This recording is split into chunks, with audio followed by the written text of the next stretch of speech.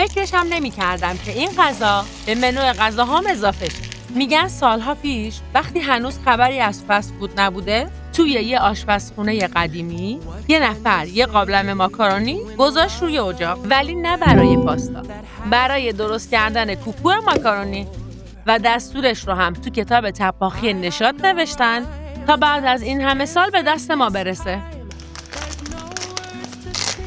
ماکارونی رو ریز خورد کنید.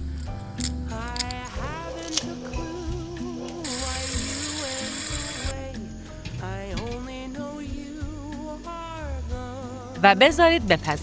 تا ماکارونی بپزه ویدیوی منو لایک کنید تا انگیزه بگیرم.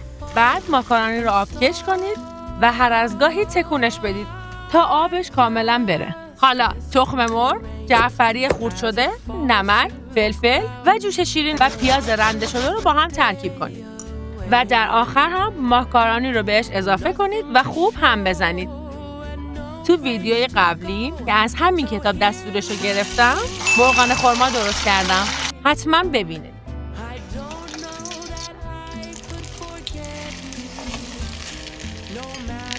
و این هم نتیجه کار. واقعا خوشمزه بود و خوشمون اومد و به منو غذاهامون اضافه شد. تو هم درستش کن و نظرتو برام بنویس. برای دیدن ویدیوهای بیشتر از این کتاب کانال منو ساب کن.